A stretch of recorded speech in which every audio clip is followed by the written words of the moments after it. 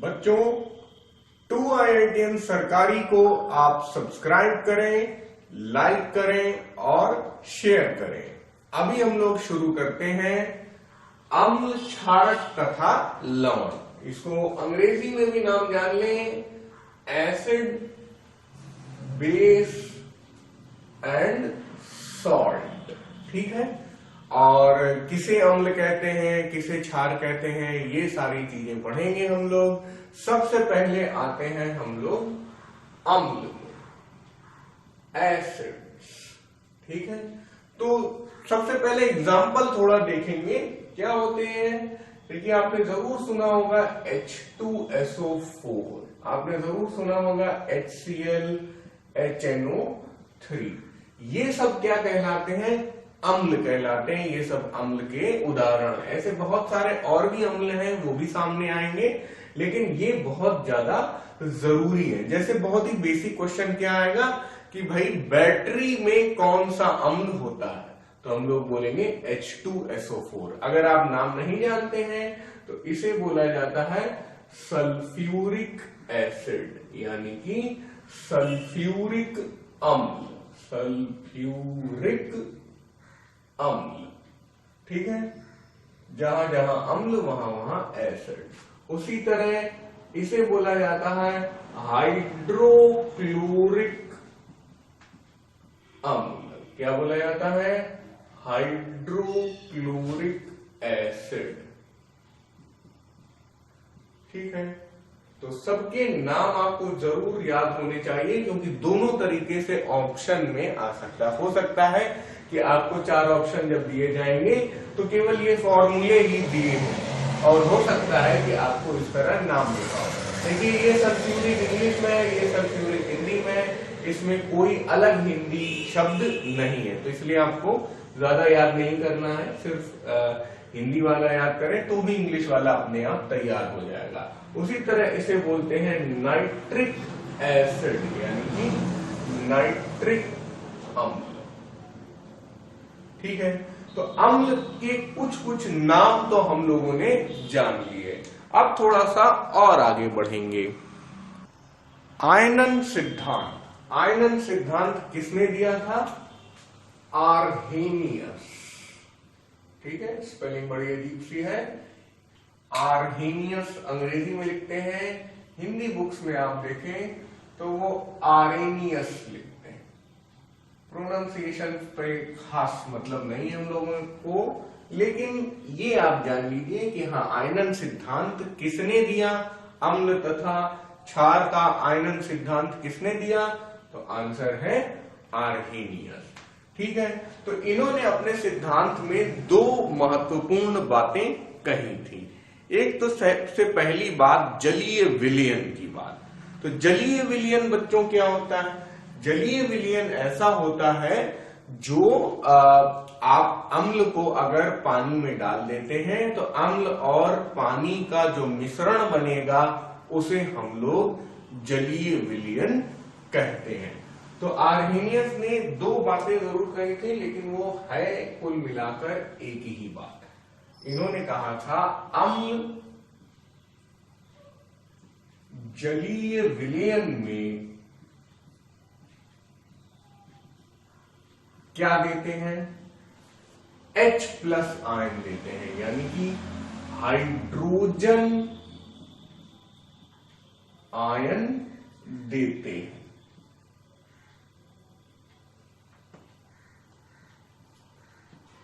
अब hydrogen ion को symbol में कैसे लिखते हैं हम लोग? ऐसे, H+। अम्ल जलीय विलयन में हाइड्रोजन आयन देते हैं। ठीक है। चलो भाई, अब इसी चीज को अंग्रेजी में कैसे लिखते हैं? ऐसे लिख देते हैं। हाइड्रोजन को हाइड्रोजन ही लिखेंगे और आयन को आयन ही लिखेंगे। तो ये पहली बात आर्हेनियस ने कही कि जल में मिला दें अम्ल को तो हाइड्रोजन आयन रिलीज करते हैं, निकालकर बाहर रख देते हैं। और वो आएगा भी कहां से?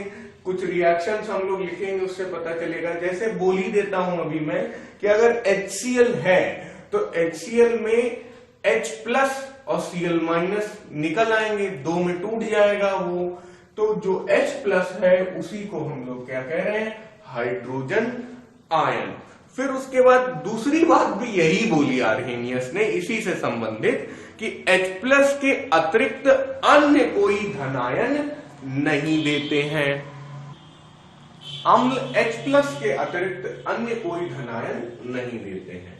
तो अब धनायन को अंग्रेजी में क्या कहते हैं, कैटायन, ठीक है।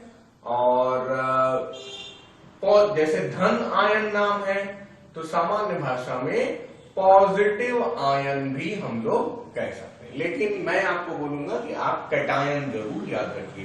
कैटायन शब्द भी आपको हिंदी के लिपि वाले सरकारी एग्जाम में पूछा जा सकता है। तो अब कुछ रिएक्शन भी हम लोग लिख लेते हैं। जैसे मैंने आपको उदाहरण दिया था कि HCl और HCl जब टूटता है तो H प्लस Cl माइनस में बनता है। तो अब मैं सारे लिख ही देता हूं आपके सामने। तो ये 4 अम्ल मैंने लिखे हैं और इन्हें जब हम जल में डालते हैं तो क्या होता है, ये वाला तो बता ही दिया आपको, बिल्कुल आपने अपनी कॉपी में मुझसे पहले लिख लिया होगा।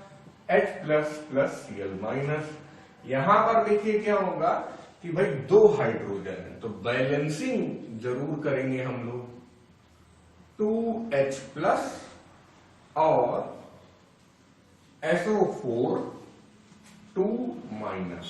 अच्छा देखिए, इस तरह के चिन्ह का क्या मतलब है कि ये रिवर्सिबल है, मतलब ये आगे की तरफ जाकर वापस पीछे भी जाने की क्षमता रखता है। तो हमेशा जब भी कभी भी विलयन करेंगे किसी भी अम्ल का या क्षारक का उसको पानी में डालेंगे तो उससे आप इस तरह की ही रिएक्शन निकालकर रखेंगे, मतलब हमेशा ये वाला सिंबल ही बनाएंगे। अब उसी तरह यहां पर ये आ जाता है। कुछ लोगों को नाम नहीं मालूम होंगे तो मैं नाम जरूर लिख दूंगा, ठीक है। आखिरी वाले का नाम मैं आपसे जानना चाहूंगा, कमेंट्स में आप मुझसे पहले लिख दें वीडियो देखते देखते। ओके, ठीक है। अब सबके नाम देखिए, यहां पर ये क्या हो जाएगा, हाइड्रोक्लोरिक एसिड। अगर सारे नाम आपको आते हैं तो आप आराम से वीडियो को आगे कर सकते हैं। इसे हम लोग क्या कहेंगे, हाइड्रोजन आयन, हाइड्रोजन आयन। इसे क्या बोलेंगे हम लोग, क्लोरीन आयन नहीं बोलेंगे बच्चों, इसे हम लोग क्या बोलेंगे, क्लोराइड आयन। तो अब कैसे सवाल आएगा, जब हाइड्रोक्लोरिक अम्ल जल में विलयन कराया जाता है, उसे जल विलयन में डाला जाता है, तो वो कितने तरह के आयन देता है, तो 2 तरीके के देता है, एक धन आयन और एक ऋण आयन। उनके नाम क्या क्या होते हैं, हाइड्रोजन आयन और क्लोराइड आयन। वो लोग क्या करेंगे, आपको ऑप्शन में क्लोरीन आयन भी, क्लोरो आयन भी, है ना, क्लोरिक आयन और क्लोराइड आयन, ऐसे आपको नाम दिए जाएंगे। तो बहुत लोग क्या करेंगे, क्लोरीन आयन पे चले जाएंगे, लेकिन वो गलत होगा। क्लोरीन एटम होता है बच्चों, क्लोरीन परमाणु बोलना ठीक है, लेकिन क्लोराइड आयन बोला जाता है। तो याद रखिएगा, ये गलती आपसे ना हो। अब उसके बाद अगला आ जाएगा H2SO4 यानी कि सल्फ्यूरिक एसिड। बैटरी में डाला जाता है, ये बार बार बता रहा हूं। सबसे ज्यादा प्रयोग किया जाने वाला, मार्केट में सबसे ज्यादा बनाया जाने वाला और सबसे ज्यादा बिकने वाला अगर कोई अम्ल है तो वो सल्फ्यूरिक अम्ल है। आप कई बार सड़क में जा रहे होंगे, हाईवे में जा रहे होंगे, तो आपको बड़े बड़े ट्रक जाते हुए दिखेंगे जिसमें सल्फ्यूरिक अम्ल भरा होगा। तो यानी कि मार्केट में सल्फ्यूरिक अम्ल की बहुत ज्यादा डिमांड है। फिर से ये हाइड्रोजन आयन हो गया, ये भी हाइड्रोजन आयन हो गया, ये भी हाइड्रोजन आयन हो गया, दोबारा लिखने की जरूरत नहीं है। यहां पर इसे मैं बोलूंगा सल्फेट आयन। उसी तरह ये हो जाएगा नाइट्रिक अम्ल, नाइट्रिक एसिड, और ये हो जाएगा नाइट्रेट आयन। और इसका नाम आपने अब तक कमेंट में लिख दिया होगा, CH3COOH, इसको बोलते हैं एसेटिक एसिड। मैं बोल के बता रहा हूं, एसेटिक अम्ल, और इसे बोलते हैं उसी नाम से एसीटेट आयन। ठीक है ना? तो सारे नाम आपके सामने अब लिख गए। तो जल में विलयन होने में कुछ इस तरह से परिवर्तन आते हैं, इस तरह से रिएक्शन होती हैं। अब इसमें एक और बात आ सकती है कि जब कोई पूछे कि HNO3 यानी नाइट्रिक एसिड का जब जल में विलयन होता है तो धनायन क्या होता है, तो धनायन यानी धन वाला H+। HNO3 का जल में विलयन होने में ऋणायन क्या होता है, NO3-। लेकिन एग्जाम बहुत चालाक है, वो क्या बोलेगा, नाइट्रिक एसिड का जल में विलयन होने पर कैटायन क्या आएगा या एनायन क्या आएगा, और वो हिंदी में ही लिख देगा कैट आयन। तो इसलिए हमें कैटायन और एनायन का भी नाम पता होना चाहिए। देखिए हमने अभी तो पढ़ा कैटायन क्या होता है, पॉजिटिव आयन। तो उसी तरह दूसरी बात आप देख लीजिए कि एनायन होता है क्या, नेगेटिव आयन। ठीक है, नेगेटिव देख लेते हैं, बोर्ड के बाहर तो नहीं चला जा रहा है। हाँ, नेगेटिव आयन। चलिए अब साइन के साथ, ये नेगेटिव, ये पॉजिटिव और ये नेगेटिव, इसे बोलेंगे धनायन और इसे बोलेंगे ऋणायन। तो आप देख सकते हैं यहाँ पे सारे धनायन एक ही हैं, लेकिन सारे ऋणायन जो है वो अलग अलग है। अब इसमें एक बहुत इंपॉर्टेंट सवाल आता है, कई बार सरकारी एग्जाम में पूछा जा चुका है कि किसी भी अम्ल में कौन सा एटम यानी कि कौन सा परमाणु हमेशा मिल जाता है या आवश्यक है, तो उसका आंसर है हाइड्रोजन। हाइड्रोजन आपको हमेशा मिल जाएगा। देखिए हर बार हाइड्रोजन है। ठीक है, अब यहां पे भी देखिए CH3COOH है, तो ये वाला हाइड्रोजन जो है वो, ये वाले तीन हाइड्रोजन जो है वो जल में विलयन होने के बाद भी अलग नहीं होते, लेकिन ये वाला अलग हो जाता है। तो ये सारी बातें अब आपको समझ में आ गई होंगी। थोड़ा सा और आगे बढ़ेंगे, अपने हाइड्रोजन आयन को और ज्यादा करीब से देखें। अब हाइड्रोजन आयन बना कहां से होगा, हाइड्रोजन एटम से बना होगा। अब वैसे तो तीन तरह के हाइड्रोजन होते हैं, प्रोटियम, ड्यूटेरियम और ट्राइटियम। क्या क्या, प्रोटियम, ड्यूटेरियम और ट्राइटियम। लेकिन अब यहां पर हम लोग सारी बातें जो पढ़ेंगे वो प्रोटियम की ही पढ़ेंगे। सारी बातें कौन सी पढ़ेंगे, प्रोटियम की ही पढ़ेंगे। चलिए, तो प्रोटियम यानी कि अपना सबसे ज्यादा पाया जाने वाला हाइड्रोजन बना लेते हैं। तो इसमें क्या होता है, ऐसा जो हाइड्रोजन एटम है या हाइड्रोजन परमाणु है, उसमें कोई भी परमाणु होता है, आपने पढ़ा होगा, उसमें 3 चीजें होती हैं। क्या क्या, प्रोटॉन, न्यूट्रॉन और इलेक्ट्रॉन। ठीक है, ये आप जरूर जानते होंगे। अब हाइड्रोजन में क्या होता है, 1 प्रोटॉन होता है, 0 न्यूट्रॉन होते हैं और 1 इलेक्ट्रॉन होता है। सबसे सिंपल परमाणु यही होता है। इसीलिए आप जब आवर्त सारणी पढ़ते हैं या पीरियोडिक टेबल पढ़ते हैं तो उसका जो पहला मेंबर होता है वो हाइड्रोजन है। दुनिया नहीं, पूरी ब्रह्मांड में, दुनिया में तो सबसे ज्यादा हाइड्रोजन नहीं है, पूरे ब्रह्मांड में सबसे ज्यादा पाया जाने वाला तत्व क्या है, हाइड्रोजन है। ब्रह्मांड में सबसे ज्यादा पाई जाने वाली गैस क्या है, हाइड्रोजन है। ये सब भी सवाल बहुत पूछे जाते हैं। तो अब ऐसा हमारा जो हाइड्रोजन परमाणु होता है उसमें सिर्फ एक बीच में बड़ा सा क्या, प्रोटॉन होता है और उसके चारों तरफ ये एक छोटा सा इलेक्ट्रॉन चक्कर लगाता रहता है। मतलब एक सूर्य है और एक ग्रह है, बस ऐसा ही होता है हाइड्रोजन परमाणु। और आप सभी लोग जानते हैं कि परमाणु जो होता है वो बहुत छोटा दिखता है और अच्छे खासे माइक्रोस्कोप से भी आप देख नहीं सकते, बहुत छोटा होता है, बहुत ही सूक्ष्म। मैंने तो बहुत बड़ा बनाया है, ठीक है। इस पूरे हाइड्रोजन परमाणु को बनाने में जितनी स्याही खर्च हुई है उसमें न जाने कितने करोड़ अरब आपके परमाणु शामिल होंगे। जरूरी नहीं है कि हाइड्रोजन अकेले हो, क्योंकि लेकिन ये मार्कर इंक जो बनती है, चलिए थोड़ा ज्यादा डिटेल में जा रहे हैं, वो किससे बनती है? हाइड्रोकार्बन से बनती है। तो उसमें केवल हाइड्रोजन नहीं, कार्बन भी होगा। देखिए काला रंग भी यहां पर आ रहा है। खैर, आपने हाइड्रोजन परमाणु समझ लिया। अब क्या करें हम इसे, इसका अगर सिंबल बनाते हैं तो ये कैसा दिखाई देगा? केवल H की तरह। लेकिन हमें पहुंचना है H+ की तरफ। तो यहां पर फिर से इसी को दोबारा बना लिया मैंने, और जो अपना बीच में काला सा बड़ा सा प्रोटॉन है वो शामिल कर लिया, और उसका चक्कर लगाते हुए छोटा सा इलेक्ट्रॉन यहां पर है। इसी को कॉपी कर लिया हम लोगों ने।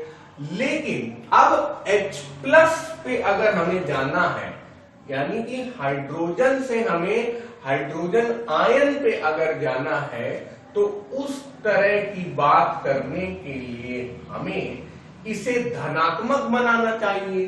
तो देखिए होता क्या है कि प्रोटॉन आपका धनात्मक है और इलेक्ट्रॉन ऋणात्मक है। ये धनात्मक है और ये ऋणात्मक है। तो धनात्मक ऋणात्मक मिलकर क्या हो जाते हैं? इसको उदासीन बना देते हैं, यानी कि न्यूट्रल बना देते हैं। लेकिन अब यहां से यहां हमें जाना है, तो अभी तो ये भी न्यूट्रल है भाई, उसी को कॉपी कर लिया।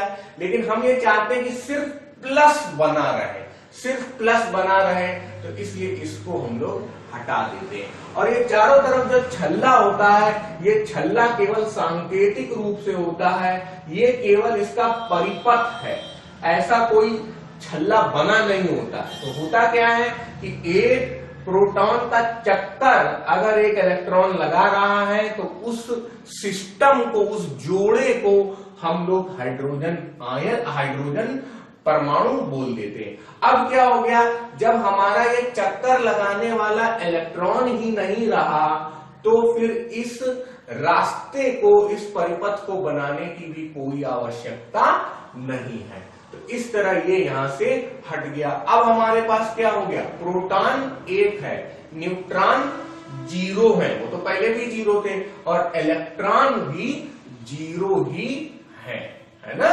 तो यहां पर 1 प्रोटॉन, 0 न्यूट्रॉन और 0 इलेक्ट्रॉन। तो क्या हम लोग कह नहीं सकते हैं कि हाइड्रोजन आयन कुछ नहीं है, एक नया और एक अकेला प्रोटॉन है। अकेला प्रोटॉन ही अपने आप में कहलाया जाता है कैसा? Hydrogen ion. तो याद रखिएगा कि हाइड्रोजन आयन और प्रोटॉन में कोई अंतर नहीं। हिंदी में प्रोटॉन बोलते हैं, अंग्रेजी में प्रोटॉन बोलते हैं। तो ठीक है, कोई दिक्कत नहीं है।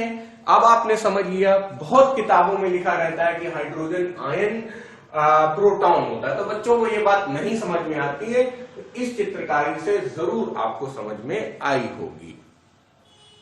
तो एक अकेला छोटा सा प्रोटॉन जो है वो स्वतंत्र रूप से नहीं रह सकता। तो हाइड्रोजन आयन जलीय विलयन में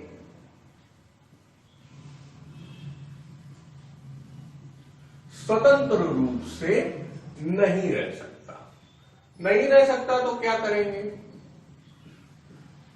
कुछ रिएक्शन होगी, देख लेते हैं।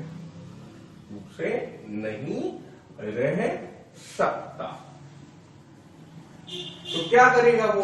H+ क्या करेगा? पानी से मिल जाएगा, और फिर ये जल में विलयन के कारण ऐसी हम लोग बना रहे हैं रिवर्सिबल रिएक्शन, और ये बना लेगा क्या? H3O+, है ना। 2 हाइड्रोजन यहां, 1 यहां, तो H3 और प्लस साइन यहां पे बना रहेगा, चार्ज बैलेंसिंग होगी। इसका नया फैंसी नाम होता है हाइड्रोनियम आयन, बहुत ज्यादा एग्जाम में पूछा जाता है हाइड्रोनियम आयन। तो हाइड्रोनियम आयन कैसा है? धनात्मक है, यानी कि कैटायन है। अंग्रेजी में भी लिख लेते हैं हाइड्रोनियम आयन। ठीक है, तो ये भी नाम आपको मालूम चल गया कि हाइड्रोनियम आयन क्या है, कुछ नहीं है, पानी का आपने एक अणु लिया है ना,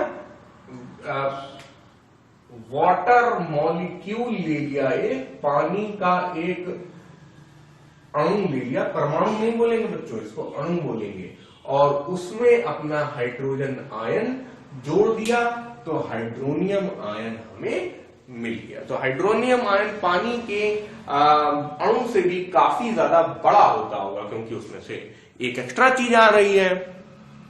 अब इसी रिएक्शन में हम लोग पुरानी वाली अपनी बात जोड़ देते हैं। HCl ये क्या देता था भाई? H plus plus Cl minus, याद होगा आपको, इसे हम लोग क्लोराइड आयन कहते हैं। अब मान लीजिए पहली रिएक्शन और दूसरी रिएक्शन दोनों को जोड़ देते हैं, तो जोड़ देने में क्या हो जाएगा? बस वैसे ही जैसे गणित में होता है वही करेंगे। HCl मतलब इसको दोनों को लिख दिया, इसे भी लिख दिया, और इस H3O प्लस लिख लेंगे, और फिर इन दोनों को भी यहां लिख लेंगे H plus plus Cl minus. ठीक है, उधरी भी कर सकता था मैं। अब यहाँ पे एक इंपॉर्टेंट बात होगी कि H प्लस और H प्लस दोनों ही तरफ है भाई, तो इसे हटा देंगे। हटा देंगे तो लिखने की जरूरत ही नहीं है, जरूरत ही नहीं है। तो आपकी अब जो रिएक्शन बन जाती है वो हो जाती है H3O plus plus Cl minus. इस तरह से भी आपको कई जगह रिएक्शन लिखी मिलेगी। तो हर एक जब एसिड का, हर एक अम्ल का जब विलयन होता है तो ये तो अलग अलग एसिड के हिसाब से चेंज होता रहता है। आपने देखा था जब H2SO4 था तो 2H प्लस आ रहे थे, लेकिन ये रिएक्शन हमेशा चलती है, क्योंकि H प्लस तो सारे ही अम्ल देते हैं, तो ये हमेशा चलती है, और ये उस अम्ल के फॉर्मूले के हिसाब से यहां बदलता रहता है, और जुड़कर कुछ हमें इस तरह मिलता है। तो जल और अम्ल मिलकर हाइड्रोनियम आयन आप जरूर देते हैं। जल और अम्ल मिलकर हाइड्रोनियम आयन हमेशा देते हैं। तो ये बात आपको समझ में आ गई होगी। तो जैसे हम लोगों ने ये लिखा था, बिल्कुल उसी तरह आप सल्फ्यूरिक एसिड का भी करिए और नाइट्रिक एसिड का भी करिए। तो सल्फ्यूरिक एसिड ऐसा होता है, नाइट्रिक एसिड ऐसा होता है। आपको मुझसे पहले करना है, इसलिए मैं धीरे धीरे लिख रहा हूं, खाली स्थान भर रहा हूं। ठीक है, तो देखिए HNO3 में तो कोई दिक्कत नहीं, बिल्कुल वैसा ही है, H3O प्लस, और यहां पे हो जाएगा NO3 माइनस। यहां पर आप क्या करेंगे? H2O, और यहां पर आ जाएगा H3O प्लस, और यहां पे आ जाएगा SO4 2 माइनस। अब देखिए इधर समस्या क्या आ रही, यहां 2 हाइड्रोजन है और 2 हाइड्रोजन यानी टोटल 4 हाइड्रोजन, परंतु यहाँ पे 3 ही हाइड्रोजन है। तो अब ऐसा करने के लिए हम लोग क्या करेंगे? असली में आप देखें कि ये 2 वो देता होगा, ये 2 हाइड्रोजन देता होगा अपनी तरफ से, जैसे ये 1 दे रहा है, ये 1 दे रहा है, लेकिन ये अपनी तरफ से 2 हाइड्रोजन दे रहा है। तो इन 2 हाइड्रोजन का जो H प्लस होगा उससे मिलने के लिए हमें 2 वाटर मॉलिक्यूल भी चाहिए होंगे, यानी कि 2 पानी के अणु भी चाहिए होंगे। तो हम लोग यहाँ पे ऐसा लिख देंगे। तो अब 2 दूनी 4, 2 6, तो यहाँ पे भी 2 लगा दो, बस 2 3 6। अब इस तरह से ये बैलेंसिंग हो चुकी है। तो ये हो गया कि जल में विलयन करने पे कोई भी अम्ल कैसा व्यवहार करता है, वो सिर्फ हाइड्रोनियम आयन बनाता है, यही एक नई बात होती है। अम्ल की क्षारकता। अम्ल का एक अणु जितने विस्थापनशील हाइड्रोजन दे सकता है, वही उस अम्ल की क्षारकता होती है। अभी आप ये ना सोचे यार क्षारक तो हमने पढ़ा ही नहीं है, तो अम्ल की क्षारकता क्या होता है। आप सिर्फ ये समझिए, टर्मिनोलॉजी है, नाम देने का तरीका है कि अम्ल की क्षारकता का ये मतलब है कि एक अम्ल जो है वो कितने हाइड्रोजन के आयन दिए दे रहा है। ये भी बहुत सिंपल है। HCl कई बार अब हम लोग कर चुके हैं, तो ये H+ और Cl- दे दे रहा है। तो एक हाइड्रोजन का अम्ल, एक हाइड्रोक्लोरिक अम्ल का अणु एक ही आयन दे पा रहा है हाइड्रोजन का, तो इसलिए हाइड्रोक्लोरिक अम्ल की क्षारकता कितनी होगी, 1 होगी। इस तरह हम लोग को समझना है। अब इसमें एक बहुत बढ़िया एग्जांपल जो हम लोग कर चुके हैं, इसे आप देखें तो बात और भी समझ में आएगी। अब देखो यार, ये वाला जो अम्ल है इसका नाम है एसेटिक अम्ल।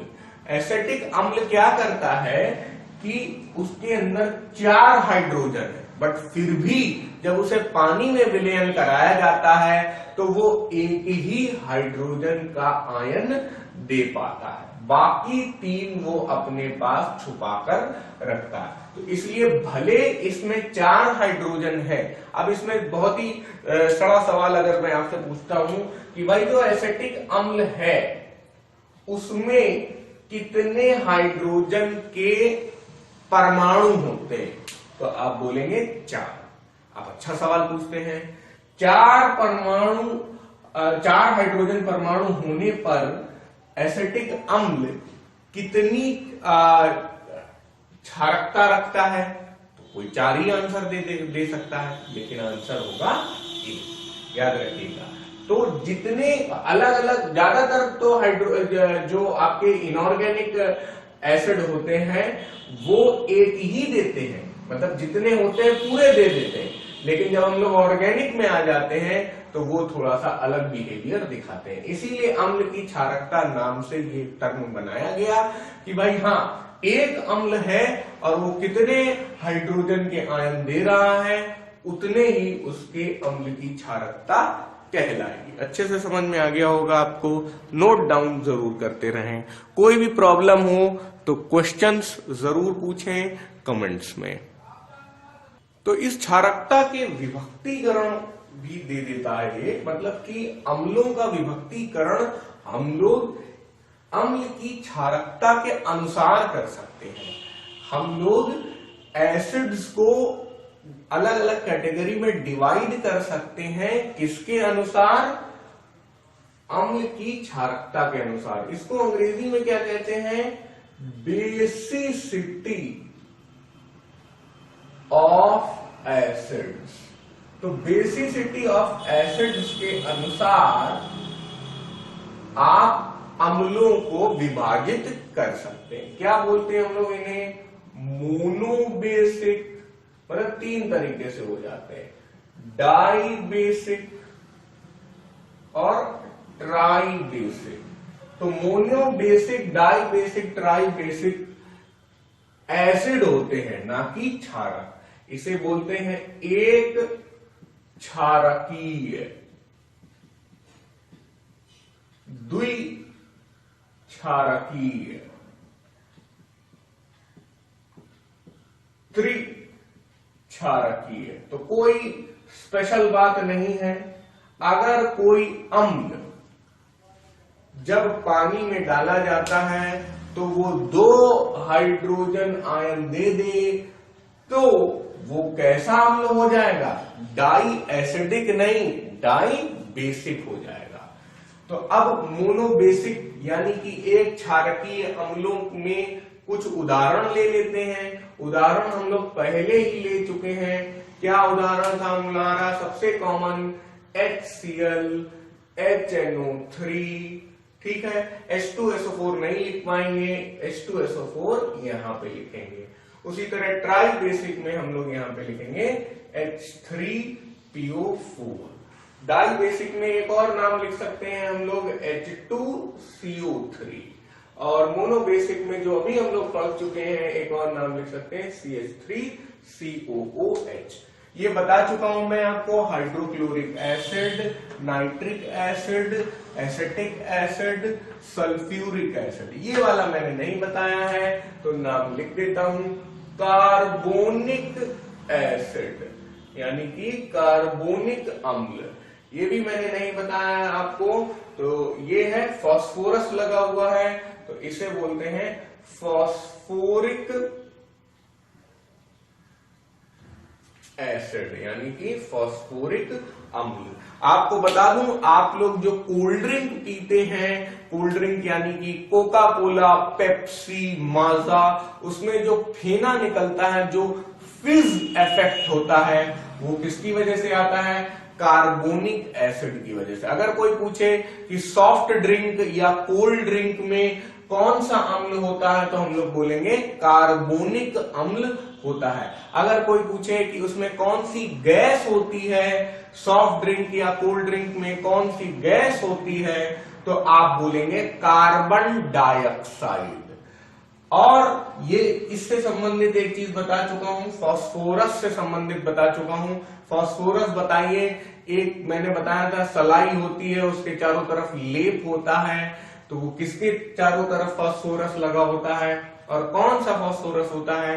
मैंने बताया था रेड फास्फोरस होता है माचिस की तीली में। ये भी बहुत सवाल पूछा जाता है कि माचिस की तीली में कौन से फास्फोरस का लेपन होता है?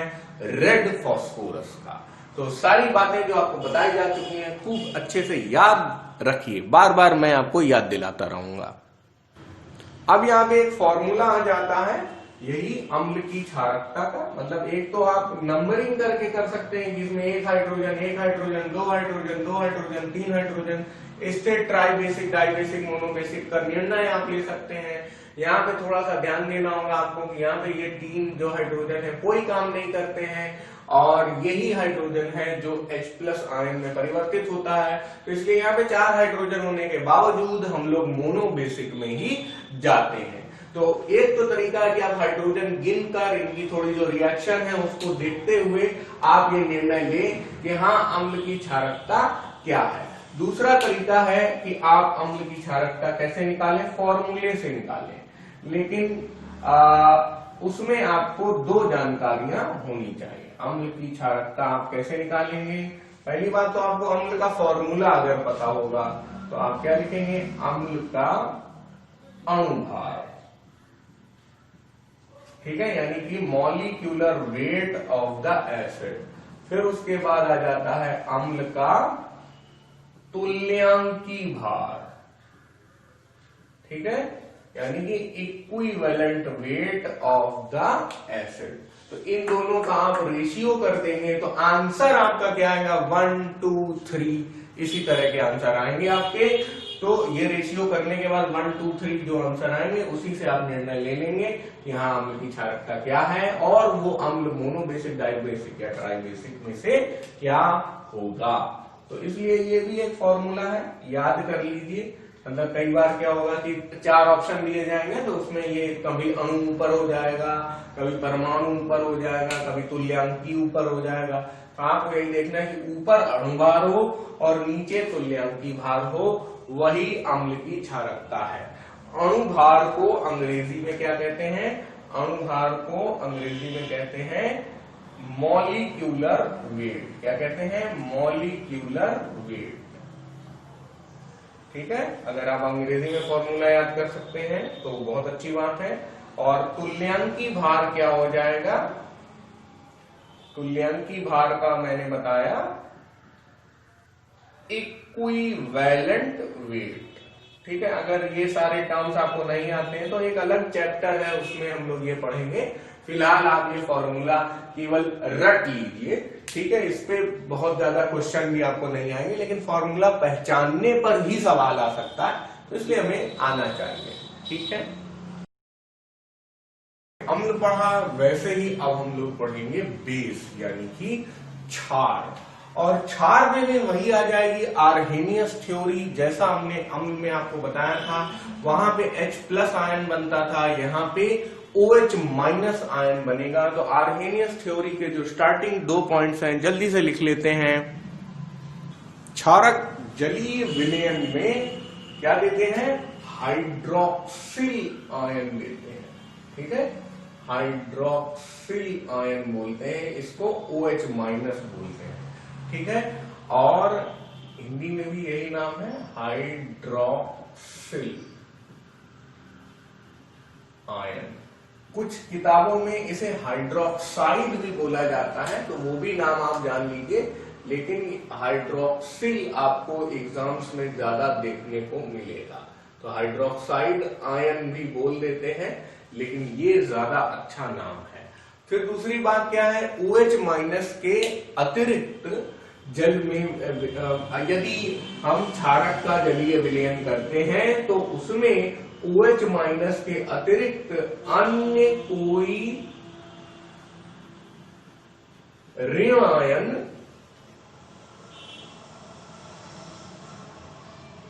नहीं बनता, ऋण आयन नहीं होता या नहीं बनता, ठीक है, या नहीं देते, जो भी लिख सकते हैं, ठीक है। अच्छा, अब ऋण आयन को क्या बोलते हैं हम लोग, मैंने बताया था आपको, धन आयन को बोलते हैं कैट आयन, तो ऋण आयन को बोलते हैं एन आयन। एन आयन दूसरा नाम इसका क्या है, नेगेटिव आयन, ऋण से नेगेटिव आयन, ठीक है। तो ये आर्हेनियस का आयनन सिद्धांत एसिड और बेस दोनों के लिए ही सही है, और दोनों के अपने अपने रूप मैंने आपको बता दिए। आप बिल्कुल उसी तरह जैसे कि मैंने आपको कुछ उदाहरण दिए थे एसिड के, उसी तरह बेस के उदाहरण है NaOH, KOH, इन सबको हम लोग लिख लेते हैं, और ये लोग क्या रिएक्शन देते हैं वो भी हम लोग पढ़ेंगे। तो ये रहे, और सबके नाम भी मैं आपको बता दूंगा, Na++OH माइनस, समझ लीजिए ये अपने आप पास जो है वो है क्षारक, और इस क्षारक का नाम क्या है, सोडियम हाइड्रोक्साइड, सोडियम हाइड्रोक्साइड। इसका नाम क्या है, अमोनियम हाइड्रोक्साइड।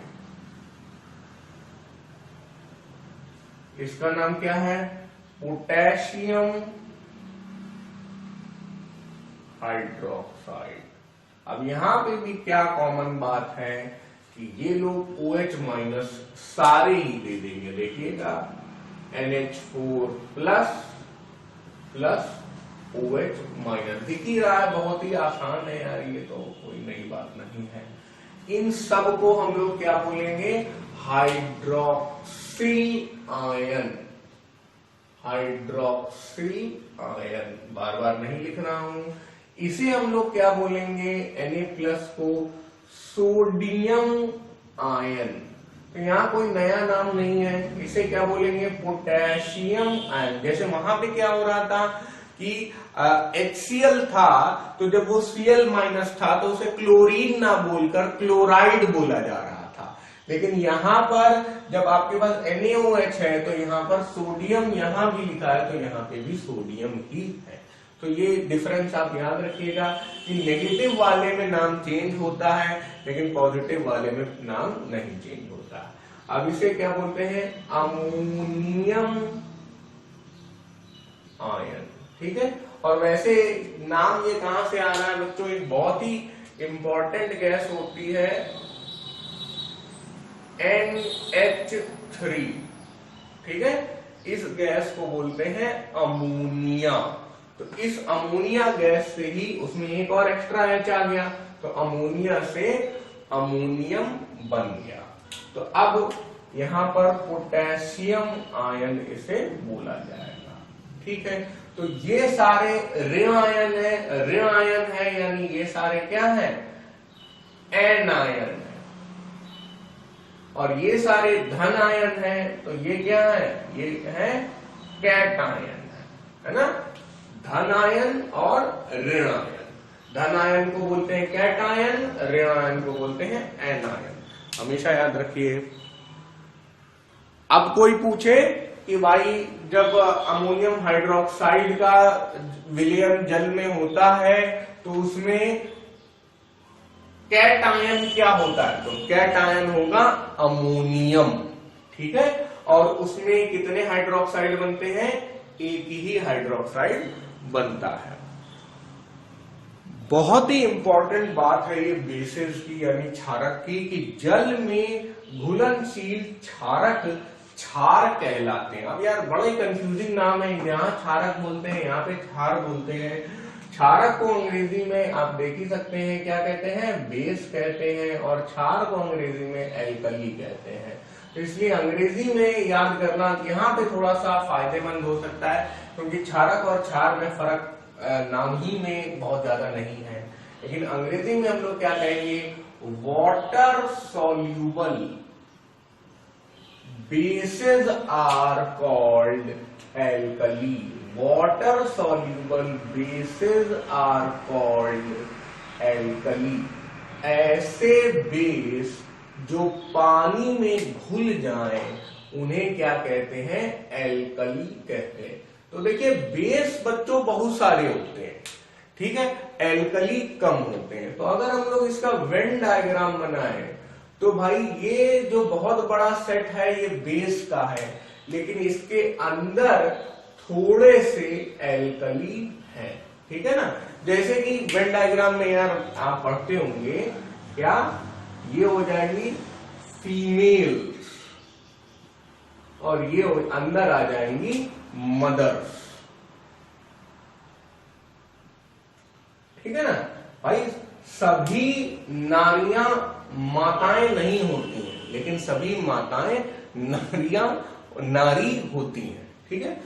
सभी नारियां माता नहीं होती, लेकिन सभी माता नारी होती हैं। अब उसी तरह सभी बेस एल्कली नहीं होते, लेकिन सभी एल्कली बेस होते हैं। उसी तरह हम लोग बोलेंगे सभी क्षारक क्षार नहीं होते, लेकिन सभी क्षार क्षारक होते हैं। ये बात लिख लेते हैं, सभी क्षारक क्षार नहीं होते, सभी क्षार क्षारक होते हैं। तो वो बात इस डायग्राम से क्लियर है। तो जल में घुलनशीलता के हिसाब से हम लोग क्षारक को क्षार भी बोल देते हैं, ठीक है। तो कुछ क्षारक हुए ऐसे जो पानी में घुल गए, अगर पानी में घुल गए तो एल्कली बन गए, अगर पानी में नहीं घुले तो एल्कली नहीं हुए, ये याद रखिएगा। और पानी में घुले या ना घुले इससे हमें कोई मतलब नहीं है, हम उसे क्षारक तो कह ही देंगे, हम उसे बेस तो कह ही देंगे। बिल्कुल पहले की तरह आते हैं हम लोग एसिडिटी ऑफ बेस। वहां पे हम लोग ने क्या पढ़ा था, बेसिसिटी ऑफ एसिड, यानी कि अभी हम लोग यहाँ पे पढ़ रहे हैं क्षारक की अम्लता। तो अब क्षारक हम लोग ने लिया और देखा कि उसके एक अणु में कितने हाइड्रोक्सिल आयन निकल रहे हैं। हाइड्रोक्सिल आयन भूलना नहीं है, OH माइनस। तो हमने क्षारक उठाया और देखा कि वो कितने OH माइनस दे सकता है, उसी के अनुसार हम बोल देंगे कि उसकी अम्लता कितनी होती है। पहले हम लोग वहां पर अम्ल की क्षारकता देख रहे थे, यहाँ अब हम लोग क्षारक की अम्लता देख रहे हैं। तो अब उसी तरह यहाँ पे हो जाएंगे क्या, क्षारक हमारे कैसे हो जाएंगे, मोनो एसिडिक, डाई एसिडिक और ट्राई एसिडिक। जल्दी से आप हिंदी में भी नाम लिख लें, एक अम्लीय, द्वि अम्लीय और त्रिअम्लीय। एक अम्लीय क्षारक, अब किसी एक अम्लीय क्षारक का उदाहरण हम लोग बहुत ही सिंपल है, NaOH कर भी चुके हैं हम लोग, KOH, और तीसरा हम लोगों ने क्या पढ़ा था, NH4OH। यहाँ पे भी देखिए 4 बार हाइड्रोजन होने के बाद भी ये केवल एक ही OH देता है। ये बिल्कुल एसिटिक एसिड जैसा बिहेवियर है, लेकिन यहाँ पर ये NH4OH है, यानी कि बेस है। अब उसके बाद इनका नाम जानते ही होंगे आप, सोडियम हाइड्रोक्साइड, पोटेशियम हाइड्रोक्साइड और अमोनियम हाइड्रोक्साइड, ये मैं बता चुका हूं। अब डाई एसिडिक में आ जाते हैं कैल्शियम हाइड्रोक्साइड। तो अब इसमें क्या हो जाएगा, 2 हो जाएंगे, है ना, यहाँ पे होल ट्वाइस हो जा रहा है। और उसी तरह मैग्नीशियम हाइड्रोक्साइड, ठीक है, लिख देता हूं मैं इनके नाम, कैल्शियम हाइड्रोक्साइड, मैग्नीशियम हाइड्रोक्साइड, ठीक है। फिर त्रिअम्लीय में AlOH whole thrice, AlOH whole thrice और FeOH होल थ्राइस, ठीक है। तो यहां पे भी इनको क्या बोलेंगे, aluminium hydroxide,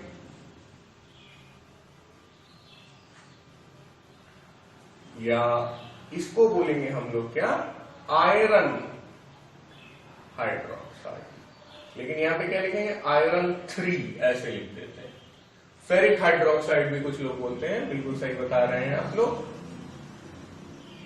hydroxide, ferric hydroxide, ये भी बोल सकते हैं। तो ये सब नोट कर लीजिए, कुछ की रिएक्शन भी करके दिखा देता हूं मैं। एक अम्लीय, द्विअम्लीय और त्रिअम्लीय, तीनों के ही उदाहरण हम लोगों ने ले लिए, ये तो आप बहुत अच्छे से जानते हैं।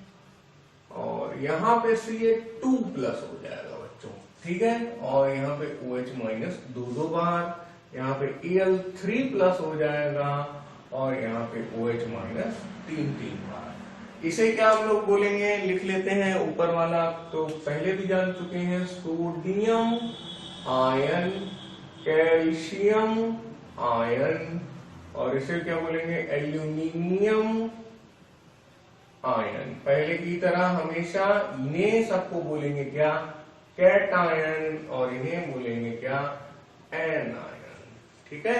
इन्हें क्या बोलेंगे, धन आयन, और इन्हें क्या बोलेंगे, ऋण आयन, ठीक है ना।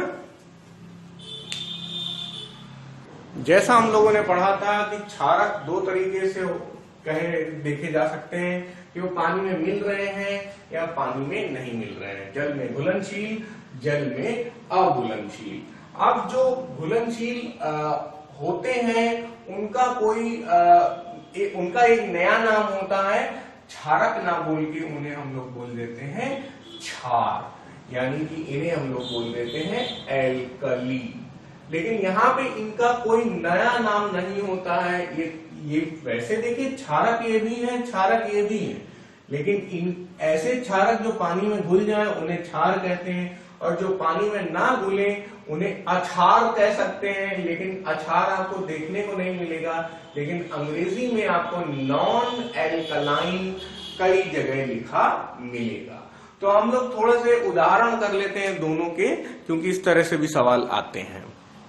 तो उस साइड वाले तो आपने पहले से ही पढ़ लिए थे, सोडियम हाइड्रोक्साइड, अमोनियम हाइड्रोक्साइड और पोटेशियम हाइड्रोक्साइड। ये भी हम लोग ने पढ़ लिया था, एल्यूमिनियम हाइड्रोक्साइड। लेकिन ये हम लोगों ने नहीं पढ़ा था, तो ये है कॉपर हाइड्रोक्साइड, और ये क्या है, सिल्वर हाइड्रोक्साइड, ठीक है। तो आपसे कोई पूछे कि ऐसा बेस बताइए जो एल्कली ना हो, ऐसा क्षारक बताइए जो क्षार ना हो, तो आपके ये तीनों में से कोई भी आंसर सही हो जाएगा। तो ऑप्शन इसी तरह आएगा, एल्यूमिनियम, कॉपर या सिल्वर हाइड्रोक्साइड। तो इन तीनों में से एक भी आपको मिले तो वो वाला आप टिक करके आ जाइएगा। और क्षार तो आपसे बहुत ज्यादा नहीं पूछा जाएगा। ऐसा पूछा जा सकता है, निम्न में से कौन सा क्षार नहीं है, तो या which of the following is not alkali, तो आपको ये 3 ऑप्शन देंगे और चौथा ये वाला ऑप्शन दे देंगे, तो आपको ये वाला टिक करके आ जाना। तो ये वाले नॉन एल्कली हैं और ये वाले एल्कली हैं। तो ये अच्छे से समझ लीजिए, इस पे काफी सवाल बनते हैं। दूसरे तरीके से आप बोल सकते हैं कि भाई हाइड्रोक्साइड क्षारक और ऑक्साइड क्षारक। ठीक है, तो बहुत ही सिंपल है भाई। देखिए यहाँ पे OH लगा हुआ है तो वो हाइड्रोक्साइड है, और यहाँ पे OH नहीं लगा हुआ, केवल ऑक्सीजन लगा हुआ है तो ये ऑक्साइड क्षारक है। लेकिन ध्यान रखिए कि ये तो एसिड से जब मिलते हैं तो उसको उदासीन बना ही देते हैं, ये भी जब एसिड से मिलते हैं तो उसको उदासीन बना देते हैं। तो सारे क्षारक जो होते हैं वो जब भी अम्ल से मिलते हैं तो जो मिलकर आता है वो एक उदासीन विलयन बन जाता है। तो अब ये तो तरीका ये है, आप किसी भी क्षारक की अम्लता कैसे नापेंगे कि उसमें कितने OH निकल रहे हैं। अगर OH हो ही ना तो ऐसा नहीं है कि इस क्षारक में अम्लता नहीं होती, तब भी हम बोलेंगे कि यहाँ पे भी अम्लता होती है। लेकिन इसको हम लोग दूसरे तरीके से समझते हैं। यहाँ पे क्या होगा, ये Ca2+ हो जाएगा और O2- हो जाएगा। अब इसमें 2 धनायन है तो ये क्या करेगा, 2 अम्ल के अणुओं को क्या कर देगा, 2 अम्ल के अणुओं को न्यूट्रलाइज कर देगा। न्यूट्रलाइज करने का मतलब ये होता है उदासीन कर देगा, उदासीन कर देगा। तो इसका मतलब अब इसकी भी अम्लता क्या हो जाएगी, 2 हो जाएगी। CaO यानी कि कैल्शियम ऑक्साइड की अम्लता भी 2 हो जाएगी। यहाँ पे इनके नाम तो आपको मालूम ही है, मैं यहाँ पे इसका नाम लिख देता हूं, ये है कैल्शियम ऑक्साइड और ये है कॉपर ऑक्साइड। ठीक है, तो बेसिस को हम लोगों ने 2 तरीके से विभक्तिकरण किया, उनका उसको डिवाइड किया। एक तो हमने बोला भाई पानी में घुलते हैं कि नहीं घुलते हैं, और दूसरा हमने बोला कि हाइड्रोक्साइड है या ऑक्साइड है। 2 अम्ल के अणुओं की जगह मैं ज्यादा अच्छा बोलूंगा अम्ल के 2 अणुओं को। ठीक है, मतलब 2 अलग अलग अम्ल नहीं है, एक ही अम्ल के 2 अणुओं को वो उदासीन कर देगा। ठीक है, अब आते हैं फॉर्मूले पे। कौन सा फॉर्मूला, क्षारक की अम्लता। क्षारक की अम्लता अब कैसे होती है, क्षारक का अणुभार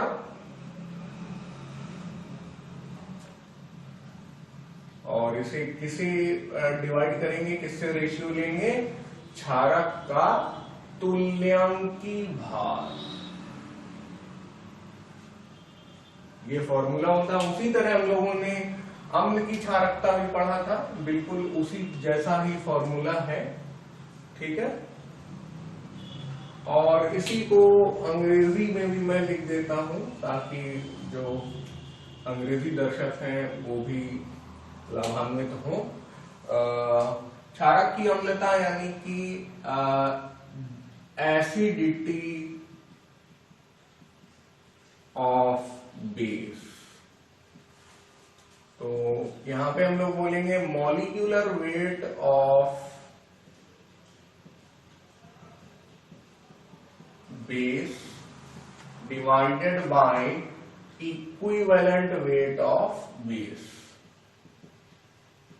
इक्विवेलेंट वेट ऑफ बेस।